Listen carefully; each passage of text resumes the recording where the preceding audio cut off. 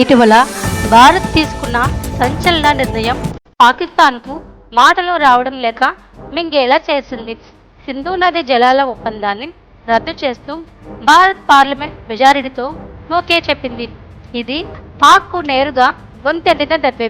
ఎందుకంటే సింధు నది, దాని ఉపనదులు అనగా రావి, బియర్, సట్లెజ్, షీనబ్, జీలం అన్నీ భారత గడ్డపై నుంచే పాక్ వైపు ప్రవహిస్తున్నాయి. వీటి నీరే పాక్ వ్యవసాయం, తాగునీటి అవసరాలకు కీలకం. దీంతో అక్కడి జీవనాడిపై డమాలు తీయడంతో పాటు వ్యవసాయ రంగం కూడా కుదేలయ్యే ప్రమాదం దాదాపుగా ఉంది. దీంతో ఇంటికి రాయి కొట్టి గోడకే బోరు కొట్టినట్లు పాక్ బుద్ధి మరిచి సిమ్లా ఒప్పందాన్ని రద్దు చేస్తుందని ప్రకటించింది. ఇప్పుడు మేము ఎల్ఓసిని గుర్తించమంటూ పోజులు వేస్తుంది. అయితే నిపుణులు చెప్తున్న లాజిక్ ప్రకారం సిమ్లా ఒప్పందం రద్దు చేసినట్లయితే భారతదేశానికి ఇప్పుడు పీఓకే పై హక్కును మరింత బలంగా వినిపించే అవకాశము ఉంది.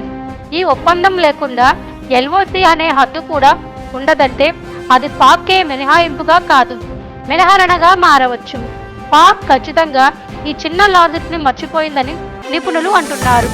భారత్ తగిన సమయంలో పీఓకేను కలిపివేసే అవకాశాన్ని పూర్తిగా వదలదు.